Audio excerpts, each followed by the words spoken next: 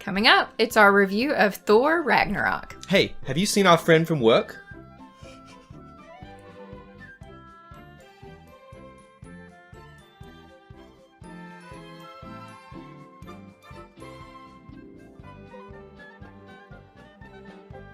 Welcome back to Eye to Eye Disney Through Our Eyes. I'm Kyle. And I'm Jessica. Tonight we're going to be reviewing the next installment in the Marvel Cinematic Universe, Thor Ragnarok, Thor 3, Thor's Revenge, whatever you want to call it. It is Thor Ragnarok, but I digress. I was already confused. You were confused throughout this entire movie. No, I really wasn't. Honestly, this is the first movie that I've seen in a while that I wasn't confused. And when we probably because I just didn't know what I was confused about. When we went into this movie, we sat in the theater, and I was trying to explain to Jessica Thor's lineage, or Odin's lineage, and how it was made up in the universe, and how it was like a planet, but not a planet, how it was a dimension, but not really another dimension. And you see where we're going with this. It was kind of... Yeah. It could get a little confusing. I continued to eat my candy and pretend I didn't hear him. Yes. So I was really surprised when she was enjoying herself, it seemed like, because it was overall a pretty funny movie. First, quick thought. What's the first thing that comes to mind from this movie? There's going to be spoilers in this. Yeah, spoiler alert. We haven't done a review. It's been like months since we did a review. So, spoiler alert. I just want to throw that out there. If you have not seen Ragnarok, stop now. First thoughts. Yikes, dog off first thoughts. I guess I was shocked with how easy it was to follow since I haven't seen any of the Thor movies. Mm-hmm. The only time I've seen Thor is in the Avengers. Mm-hmm. And I knew he had the hammer that I cannot pronounce the name of. Mjolnir? Somebody correct me if I'm wrong. Mjolnir, I think is how you... I know how to spell it, but I can't pronounce it, so I'm just not. I'm just going to call it the hammer. Hammer. But I was really surprised with how easy the movie was to follow, mm-hmm. and how funny it was. It reminded me so much of Guardians of the Galaxy, which is how funny and I can't say anything else. It was just easy to follow.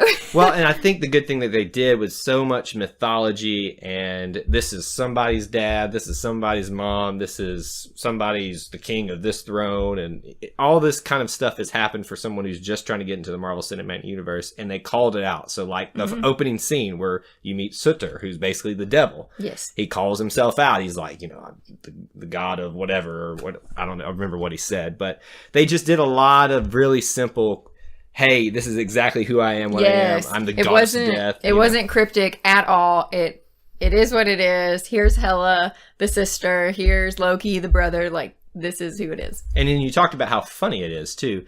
It did a lot of making fun of itself, too. Like, Thor was probably the funniest I've ever seen, or I guess Chris Hemsworth, the actor, was the funniest he's been in this role.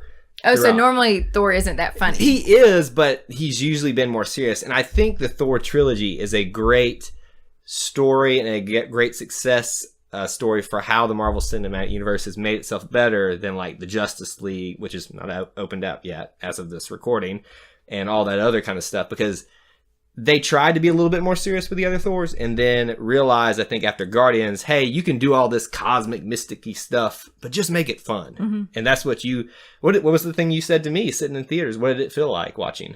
Guardians of the Galaxy. I mean... Which is what I just said. Oh, that's true. I guess I wasn't listening. I'm not yeah, no, but the exact same feel. The music, the jokes, the pace of it. And I don't know if that's a good thing or a bad thing, but for me, it was great because I could follow the movie. Yeah. Do you remember like just one funny moment that stuck out to you from it? Well, it might not be funny to anybody else. Oh, God. But I thought it was funny when they announced that Odin had a daughter and her name was Hela.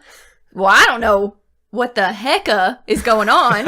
So I'm just like, oh, cool. I thought everybody knew that. And the whole theater goes, oh! And even Kyle was like, what? Well, because... And I had no idea what was going on. So I busted out laughing because everybody was so shocked. And I was just like, well, okay. So here, I haven't told you this yet, unless you've read up on it. Hela in the comics is the daughter of Loki. Wait, what? Yeah, in the comics, Hela is actually the daughter of Loki. Okay, but not in this movie. Not in this movie, Okay, I was going to say, wait, no, because they're sister and brother. Yeah, this, I think, That's weird. But I think it was a great change, because I was wondering how they were going to build that into, if they were going to stick to the comics, having Hela be Loki's daughter. It would have made more sense. They both had greasy hair. Well, I mean, she's down in hell, basically. So I mean, I know, like they're supposed to. I'm not sweaty. saying the real people in real life have greasy hair. I'm saying like their characters. I think Kate Blanchett would, have something to say about you saying she has greasy hair. Oh, jeez. What did you think about Kate Blanchett in the role of Hela? Oh, she was creepy as heck. She did a great freaking job. Yeah, she made me kind of cringe sometimes, and I almost thought it was going to be. I didn't like how that she was all powerful, really. Even more than Odin. I guess once Odin was gone, so I'm glad that they found a way to kind of. I don't think we talked about Odin dying. Oh well, I mean, it is already spoiled as a word. But what did you think about? Well, I know you don't know. Well, considering I didn't know who he was prior to the movie, he died, and it was sad, apparently. I'm not surprised they killed Odin off. Sir Anthony Hopkins playing him. I had hoped that he was going to stick around, but it's kind of the natural progression of this. If, these are all part of the MCU, Marvel Cinematic Universe, but this is a trilogy of Thor movies, so they kind of need to tie up loose ends. Trilogies they kind of are self-contained. So this was it. This was the end. There's rumors that there's going to be another one. Yeah, because what I'm not understanding is how could that be the end with Asgard like blowing up and where all these people go and they're just on a ship just out in the middle of nowhere? Yeah, so at the end of the movie, they who survives from Asgard with Thor, Loki, and everybody else who rescued them, Valkyrie, they're going to Earth, they say, but let's get to the post credits in just a second and talk about that was in the real movie. No, it was in the post credits. No, it was in the real movie. That they were traveling, but they ran into something. I'm telling you, I didn't pay attention to post credits. Well, we'll talk about those in a second. She hates watching the post credits. They're so dumb. If it's that important, put it in the movie. Let's talk about the big thing that was probably the centerpiece of this movie: the Hulk versus Thor fight. What did you think about that? Well, I was a little disappointed because it was spoiled in the trailer. And so if that was going to be the big pivotal shocking moment, they shouldn't have put it in the trailer. Well, I wouldn't call it the shocking moment, but it was the big centerpiece of the movie. It's like, this is why you want to come. You want to see Hulk and Thor duke it out. I'm telling you, it reminded me so much of Shrek when he's in the ring fighting all the little men. That's exactly what it was like. It wasn't, I don't know. I mean, I could see it. It was fun.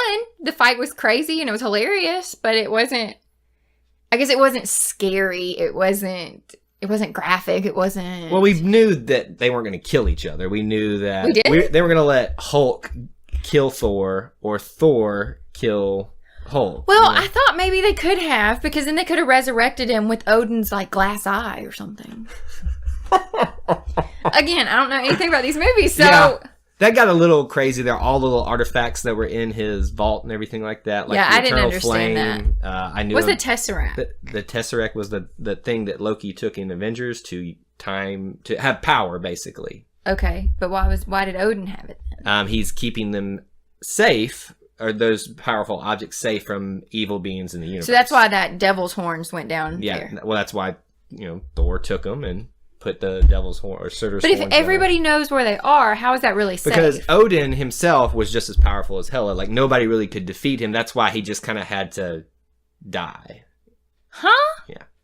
Odin, so he had to get sick and die, like somebody couldn't kill him. Yeah, and that's one thing I don't understand is, why did he die? I know that Loki sent him away to Earth, basically put him in a retirement home, and then he just died somewhere in Scandinavia. But I don't understand why he did. Like, I didn't know if he was sick, so that's the part. And I don't understand why Doctor Strange was in all of this. I appreciate, I enjoyed those scenes, and they were really funny, and I liked Benedict Cumberbatch in there and everything, but I just. Why was he there? I don't understand that correlation. It's basically just to remind everybody, hey, this is part of the Marvel Cinematic Universe. There's all these people interconnected. Doctor Strange is new onto the scene, so they're giving him another little cameo. It made sense, but I do agree with you that the beginning of this was a lot of bouncing from here to there to here to there everywhere, and it was like as soon as the portal opened up and Hela walked through, it was like, okay, we're settling down into the main story. Here we go. It was finally once they got captured and went into that spacecraft thing with Valkyrie, that I finally felt like the movie was slowing down and I could keep up with the pace, which I appreciated the fast pace at the beginning and jumping around. It kept me interested, and I don't feel like I looked at my watch every 5 minutes, but I was a little thrown off, and the guy here's another video of Jessica being a dum-dum. What? Stan Lee. Stan Lee, yeah. His cameo is in there. Yeah. Wow, I can't believe I thought of that. Jeez.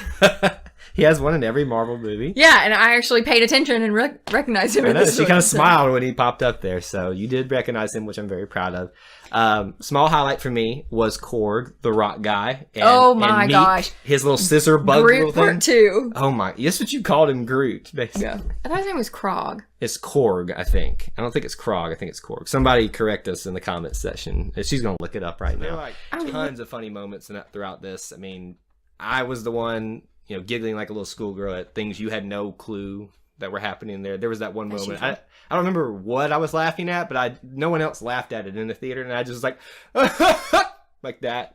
And you could just see Jessica like slinking down. Oh, great. But anyway, the point is, Marvel, keep doing this type of stuff with these type of movies. If it's going to be complicated, convoluted, people like Jessica aren't going to understand it. Make sure you make it funny. So, I love the movie. Let's give it a rating. It's been a while since. Can we do a hammer rating? You want to do a hammer? You want to do a Mjolnir? Well, rating? hammer. A hammer rating? Because I can't say that word. So 1 out of 5 hammers. How do you rate this movie? Can I give it a half hammer? You can give it a handle if you want Okay. to. 4 hammers and a handle. I would agree with you. 4 hammers and a handle. This was a huge surprise. I knew it was going to be fun, entertaining, but how funny it was just threw it over the top for me. It was a shock. It was a great movie overall, and I'm so glad that you got to experience it and finally understand what's so great about Thor. Well, besides the fact that he's really hot, but I'm just gonna go sit over here, and then you can have this segment to just talk because about. he's hot doesn't mean that I don't love you. But Well, I've got to be, into. Oh, we also saw the Hulk's butt, which was gross. I thought you were about to say that was hot too. I was like, okay, that's A just big green ogre butt? No. Now that was a moment there. There were little risque moments here and there where they had some kind of very adult jokes. Yeah. And then it's PG-13. I know, but it was just funny that when Hulk stands up and it cuts away and he goes, dude, now I've got that in my mind forever. Because he was naked. So, love the movie overall. We want to know what you guys think about Thor Ragnarok. If you've seen it, let us know what your funniest moment was in the comments section below. And what else should they do? Be sure to like and subscribe and find us on Facebook and Twitter. That's all we have for you tonight. But until next time, we'll see you real soon. Bye.